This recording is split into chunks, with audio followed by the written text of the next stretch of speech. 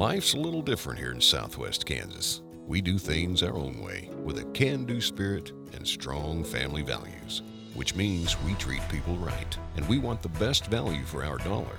The same is true about United Wireless. We aren't like the national brands. We treat our customers like family. We provide excellent service and simple, easy-to-understand plans that will save you money. We are United Wireless, and we are Southwest Kansas proud. Underwritten in part by the Mariah Fund, setting the wind behind tourism in western Kansas. And by Daryl and Christine Dupree of Cimarron.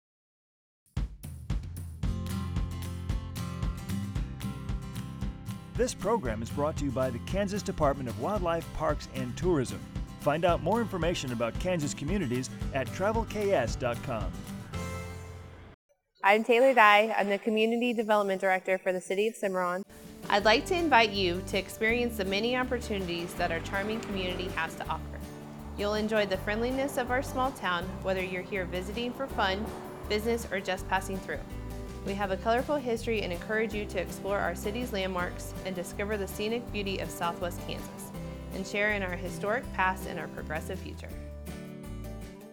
Traveling Kansas Cimarron is brought to you by The City of Cimarron and the Cimarron Chamber of Commerce invite you to join us as we share our proud past and a look at our promising future. More information is available at cimarronks.org. the First National Bank in Cimarron believes in our community, and we take pride in giving you our very best every day. First National Bank in Cimarron is proud to be your hometown community bank since 1929. Member FDIC. Davis Electric was founded in 1980, and by being committed to bringing you fast, reliable service, they've grown to over 50 employees. Serving Southwest Kansas ag, commercial, and industry, Davis Electric is proud to be a part of Cimarron. Benton Accounting, providing accounting, payroll, and tax return preparation for 40 years. Financial Management, specializing in accounting, payroll, accounts receivable, and payable for elder care facilities.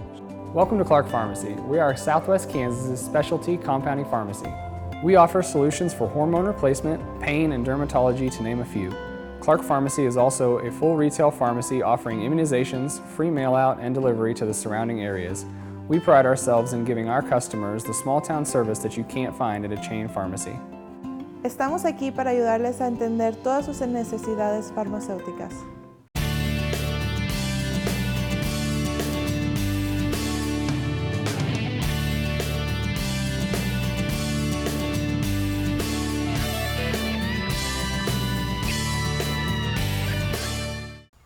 My name is Amber Harmon. I am the current president of the Cimarron Chamber of Commerce. We'd like to welcome you to our beautiful community and show you just why it's quickly becoming a desirable destination. My name is Sarah McFarland, and we are at the Cimarron Crossing Park in Cimarron, Kansas. This is the place where we actually note the crossing of the Santa Fe Trail at the Cimarron Crossing. Now, actually, the Cimarron Crossing occurred many different miles along the Arkansas River, from east of Cimarron to west of Ingalls even. And this is called the middle crossing of the Santa Fe Trail. There were three crossings, the upper, the middle, and the lower crossing. And it all depended on where they wanted to cross at the time. They would cross it at the best point of crossing where they could head down to the Cimarron River. And there was some water down at the Cimarron River. And this was the only reason they crossed around here, and they tried to get their competitors. They went to Santa Fe this way. If they crossed, they could beat their competitors out. You see, the Santa Fe Trail started in 1822, and it was people who were trying to get goods from St. Louis down to Santa Fe, which at that time was, of course, not in the United States. And south of the river was Mexico at that time. It was not the United States.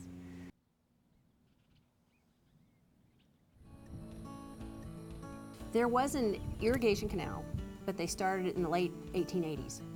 And it first started as the Eureka Irrigation Canal. There were two brothers out of Spearville. Decided they were going to make money and they were going to do this with an irrigating canal. And so they named it the Eureka Irrigation Canal and went up to New York City and wanted funding. So they found a man in New York City by the name of Asa Sewell, and he was a millionaire of the time with hop bitters. patent medicines. So he came out here and he decided he funded their project. And what they did was they actually hand dug a ditch all the way from Ingalls, which is west of Cimarron, went to Spearville. Many, many, many, many miles. And they dug it by hand and also with horses, horse teams. It's really quite fascinating when you think about it. And the whole idea of it was irrigating. And when they first started, there was plenty of rainwater at the time too. And that was the one thing about this particular ditch. And they call it the ditch or the irrigation canal or whatever. When the river was up and there was rain, it ran pretty well. When there wasn't any water, it didn't run so well. They didn't line it, so it actually drained out little by little through the ground. It ran for a while, and people did use it as an irrigating canal. However, it didn't work that well. I will say that. And it came right through Cimarron, right through the north of this building. There's a road here in town, a street called Canal Street, and that's because it was the canal. It was the irrigating canal. It was a good idea, just wasn't workable.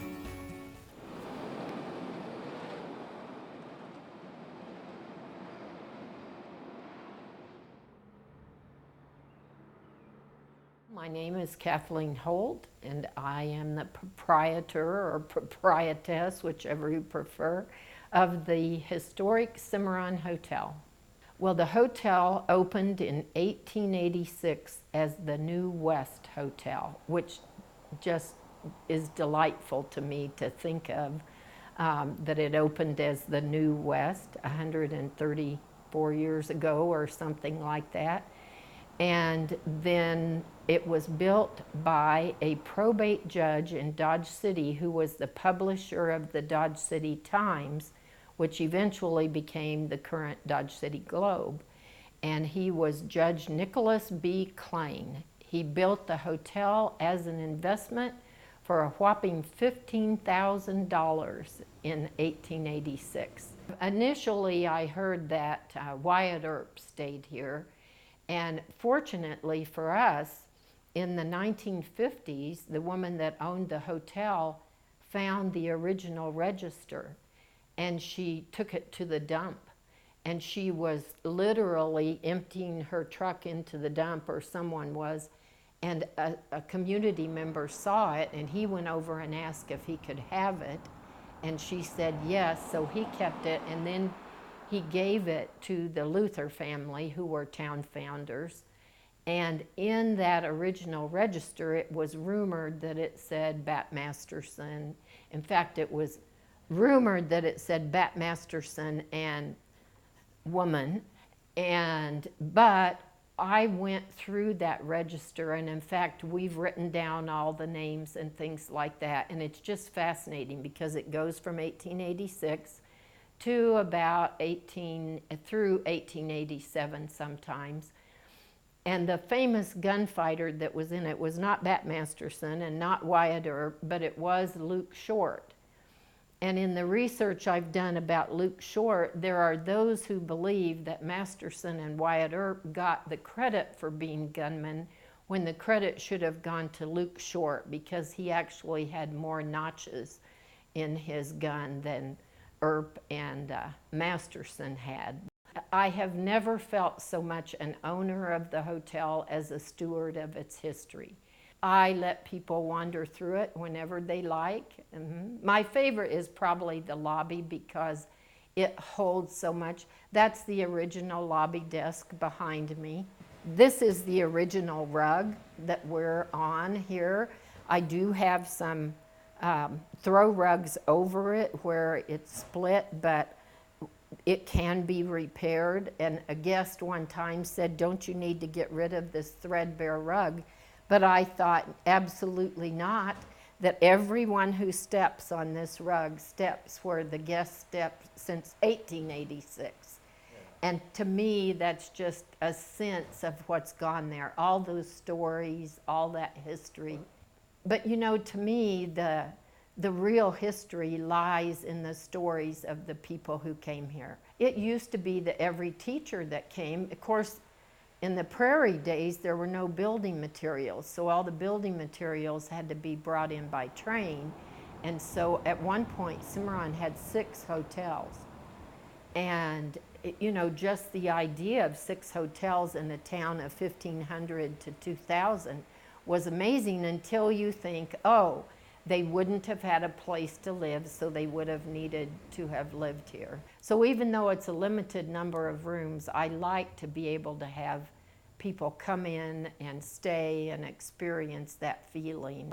I would like to welcome visitors to come and see the hotel, to come and experience the ambiance, and if you're so inclined, come and spend a night with us in 1886. Although I do tell people I have gotten new mattresses since then. Kansas became a state in 1861. And at the end of that time, of the 1880s, that's when the settlement was coming out, the railroad had come out, and people thought they were going to make their millions. And that's when they started making counties, and the counties started forming as we know them today.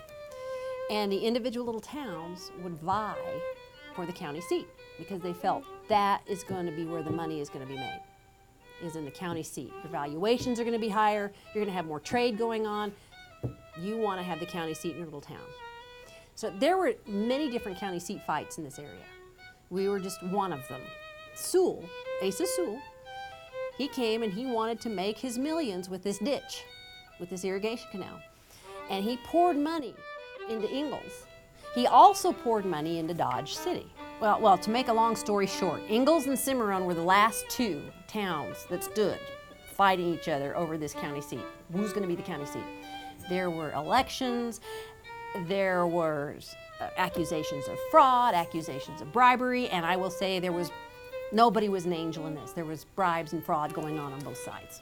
So that's what happened. And I think the reason we became a little bit more famous is because Sewell had some influence over in Dodge and got some of the Dodge gunfighters. Now this occurred in 1889, January. And he had some influence with some of the folks in Dodge, and they came over. And I don't think anybody expected it to erupt in literal gunfire. But they had them over, and they came over from Ingalls, and they got the last remnants of what was left of the county records, which was here. I think if they'd waited, they would have gone over to Ingalls without a problem. But they came over to get them, and I think what happened, people got mad, people got scared, somebody's guns went off. And before you know it, people were shooting, and there was a man who was killed in it. And the records went over to Ingalls, and then they stayed in Ingalls then until 1893 when another election occurred, and they came back to Cimarron at that point.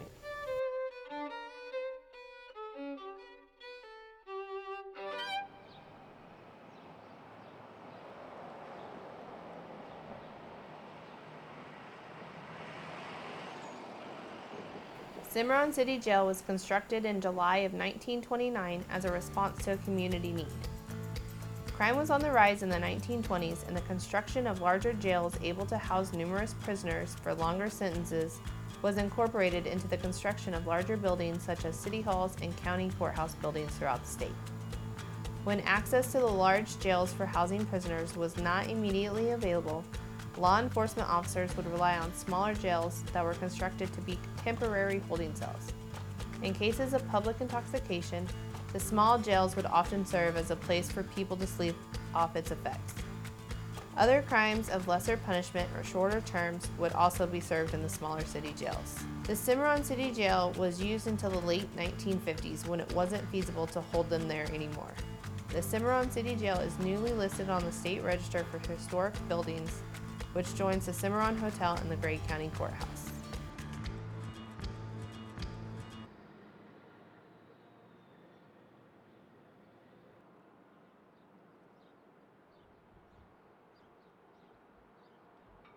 My name is Candy Hamel, and I'm the director of the Cimarron City Library. I'm starting my 13th year here, and I moved back. I'm from Southwest Kansas, and I wanted to get back closer to my family. So I applied for this job and I got it, and I'm very fortunate. I live in a great community that that loves the library. This library was fundraised when they built the new facility. We have a lot of children's programming throughout the year. We have story hour twice a week. We have a math program, a music program. We do an after-school program with after-school kids. We pick them up from the school, walk them down here, and they're with us till 5:45 in the afternoon. In the summer, we do a summer reading program. We do worksheets. We do tutoring. We have book clubs. We have history programs twice a year, one in the fall and one in the spring semester, and it covers local history, Cimarron history, Gray County history. We're not just what you think about as a library. We're not just books anymore. Libraries are not just books. They've become so much more to a community as far as programming. We have 7 patron computers, newspapers, periodicals. We purchase online Sunflower e-library, so you can download ebooks and audiobooks with your library card. As well, we have toys in our children's department, Legos, things like that, so people can come in and play with their kids and read books. The history program is becoming just huge for our library in preserving our local and our county history. No one else is doing that. We're scanning the yearbooks and the from Ensign and Ingalls and Copeland and Cimarron. You know, we have all of those available. We're really proud of that program also. So what we do is we ask people to bring their photographs or their documents, whichever they might have, and I will scan them for them, and I will put it on our archives. I also have a database. I type everything into it so people can find it. My mission is to collect the history of Cimarron and Gray County. Now, we not only have digital photographs, we have oral histories. My goal is to scan and get the history that way so people can make it accessible to everybody. But I think what I'm most proud of is what we're doing with our history. I think that that's being lost in communities, and so I'm really proud of that. And I think I'm proud of the support. You know, we go to different places and people don't have the community support, the board support, the city support that I have. You know, and I think that's just, I mean, you can't put a price on that. That's amazing for us. I've done a lot of things. And I enjoy getting up for work every day. I enjoy coming to work every day because it's never the same, and you're always helping people. Several of our charming local attractions are a colorful Main Street in downtown, which includes stylish salons, a chic and tranquil spa, and a trendy flower shop, to name a few. There's even a fun antique shop for those who love a good treasure hunt, and hungry travelers will be welcomed by inviting restaurants that are sure to rival most big city fairs. And who could forget the community icon known as the Sky Dome, which is the popular hangout where you'll find kids of all ages playing basketball from dawn to dusk.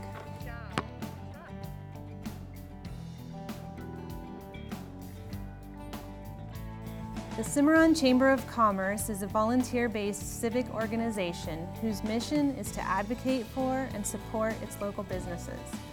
Our chamber is made up of over 50 business members who work together to organize exciting community events, offer educational resources, and provide opportunities for businesses to network and connect. Some of the well-known key events promoted by the chamber are the annual Easter egg hunt, Downtown Trick or Treat, and Hometown Holiday, which is an all-day event held the first Saturday in December.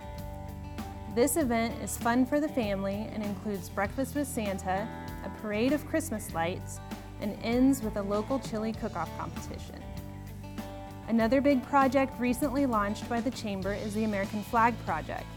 When you drive through Cimarron on any one of the holidays that the flags are placed, you will see an impressive show of red, white, and blue, waving in all directions. These community events provide a spirit and a heartbeat for the community, and they bring together an enthusiastic town that is very much alive. I'm Gilbert Benton, and I am mayor of the city of Cimarron. I have had the pleasure of serving as mayor for over 8.5 years now, and so it's been a good deal. I think we've done some real good things in the community. For example, one of the first things we did is we replaced the swimming pool. The swimming pool had been here for over 40 years and had some issues with it, and so we went to the voters and said, hey, we'd like to take and build a new swimming pool, and we decided to use a sales tax model to fund it with, and we built a swimming pool and spent over $2 million on it, and it works real well, and the community supports it. The sales tax has been more than enough to take and pay the bills, and we have stuck strictly to the use of the funds for the pool. We've done some major remodeling in the park and the ball diamonds down there. We've also taken and added several things into the park, and we've got a group of people that use it extensively down there, so that's been good for us. We believe, or I believe for sure, that we are a bedroom community. You know, lots of people work in Dodge and Garden, and so we need to have all the things that we need in this community to support that. And of course, one of the best things we have is, one is our school system, of course, and we have good sheriff's department stuff that keeps crime under control. And so consequently, we think we have a lot to offer the community, and being between Dodge and Garden is a little tough on retail businesses for sure, because it's within easy driving distance and stuff. But we've had continued growth as far as the community is concerned too. I don't know what our census will be coming up here in the near future, but we've had growth every year, which is kind of interesting when you look across all the counties across Kansas and the growth that they have not had. So we're pretty pleased about that. So I think we have lots of good things to offer the community. You know, besides what we didn't mention the golf course, but I mean, we have several people that have mentioned to me several times one of the reasons they moved here was because of the golf course. And that's just another thing. My philosophy is there's several things we have to offer in order to be a growing community, you know. And so all these things we have are pieces of that, I think. Oh, it's just a wonderful, wonderful golf course, 9-hole golf course through major donations from the community. They've finished the golf course with grass greens and grass fairways and stuff like that. It's a really beautiful course. The city takes and helps fund the operation and helps with the waterings for the golf course. And they do a wonderful job up there with keeping it clean. We've heard numerous compliments about how wonderful it is up there. I'm Jeff Renner, Customer Operations Manager here at United Telephone, and we actually have 3 companies here. It's United Telephone, which is kind of where it all started. We also have United Wireless, which is a wholly owned subsidiary of United Telephone, and then we have United Communications, which provides our internet service here through the United group of companies. For several years, we have provided fiber internet service to the schools in Cimarron, and then just recently, it would have been around the spring of 2016, we made the decision to go ahead and build out fiber to the entire town. And so toward the end of 2017, we started turning up our very first customers in Cimarron, connecting them to fiber internet. Now what does fiber internet do for you, you say? Well, the difference between a fiber internet connection versus an old DSL type connection, it's all about speed. How much bandwidth can you pump out?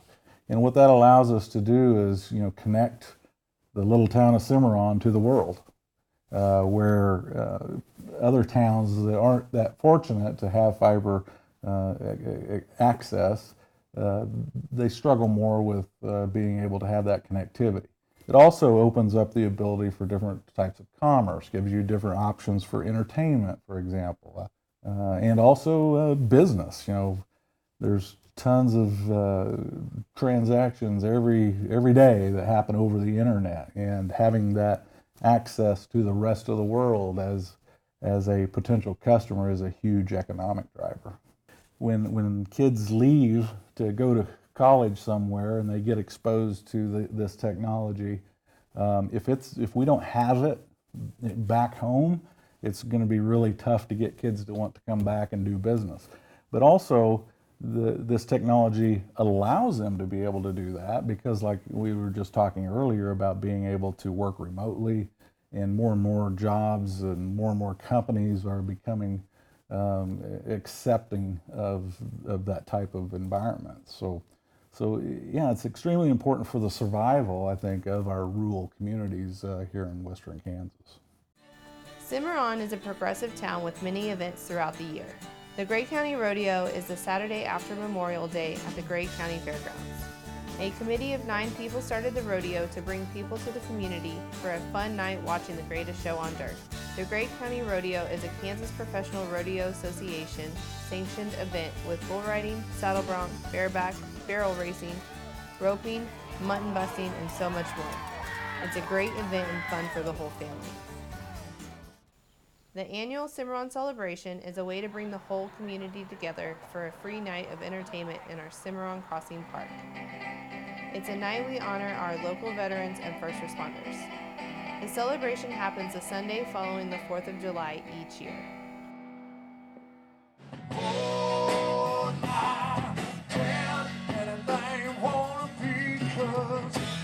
I'm gonna love you the best that I can.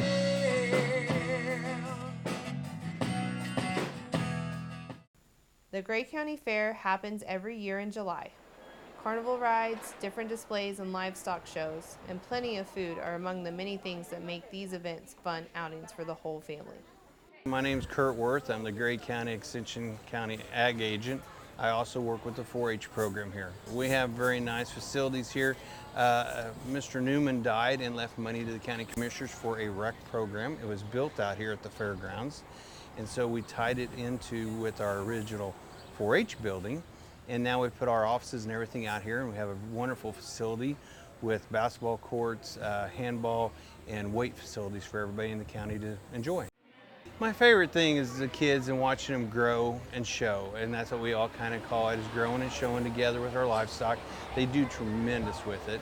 I think that's what our kids get out of the program, I guess, the most, is responsibility, learn how to take care of animals, take care of their facilities. I mean, we have such nice facilities, they keep it up, make it really nice. We have very good support from our county commissioners. We have very good support from our public. We have a feed out here every night during the fair that is sponsored by one of our groups, either the banks or the civic groups like Rotary and Lions Club. So everybody from the community comes out, and we have tons of people come through during our fair week. We have a breakfast and a supper every day, and we have people, just tons of people come through our program, which brings them out to see our program and all of our kids' projects, which kind of helps us both ways. Grace to the Wyman.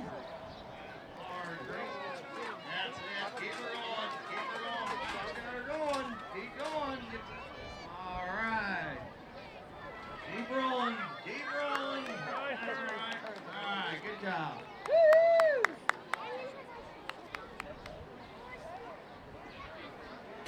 $17.10 on that pole. For a list of all events in the community, visit Cimarron Community Development Facebook page or cimarronks.org. I really think that Cimarron's a good, friendly community. I think it's a growing community. There's a lot of nice things happening here. We encourage anybody that wants to come to our community to come and visit us. We have community development going on that we're trying to work towards a lot of new aspects with it. I think that I've been here all my life, and so born and raised here, so I think it's been a good community, and I hear a lot of nice things about it. So I just encourage anybody that wants to relocate in our area, come give us a look. The Cimarron Chamber of Commerce would like to invite you to experience our treasured community, where you might just find an entertaining visit and maybe decide on a long-term destination. Our town is full of history, entertainment, and great businesses who care about their community. We're sure you'll find it easy to see why Cimarron has truly become a town with a historical past and a promising future.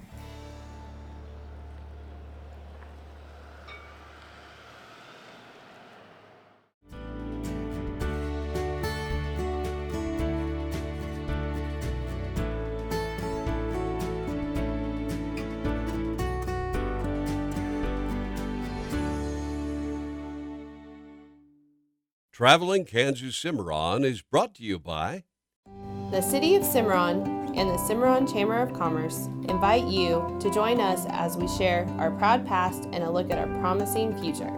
More information is available at cimarronks.org. The First National Bank in Cimarron believes in our community, and we take pride in giving you our very best every day. First National Bank in Cimarron is proud to be your hometown community bank since 1929. Member FDIC. Davis Electric was founded in 1980, and by being committed to bringing you fast, reliable service, they've grown to over 50 employees. Serving Southwest Kansas ag, commercial, and industry, Davis Electric is proud to be a part of Cimarron. Benton Accounting, providing accounting, payroll, and tax return preparation for 40 years. Financial management, specializing in accounting, payroll, accounts receivable, and payable for elder care facilities. Welcome to Clark Pharmacy. We are Southwest Kansas' specialty compounding pharmacy. We offer solutions for hormone replacement, pain, and dermatology, to name a few. Clark Pharmacy is also a full retail pharmacy offering immunizations, free mail-out, and delivery to the surrounding areas. We pride ourselves in giving our customers the small-town service that you can't find at a chain pharmacy. Estamos aquí para ayudarles a entender todas sus necesidades farmacéuticas. Life's a little different here in Southwest Kansas. We do things our own way with a can-do spirit and strong family values, which means we treat people right, and we want the best value for our dollar. The same is true about United Wireless. We aren't like the national brands. We treat our customers like family. We provide excellent service and simple, easy-to-understand plans that will save you money. We are United Wireless, and we are Southwest Kansas proud. Underwritten in part by the Mariah Fund, setting the wind behind tourism in western Kansas. And by Daryl and Christine Dupree of Cimarron.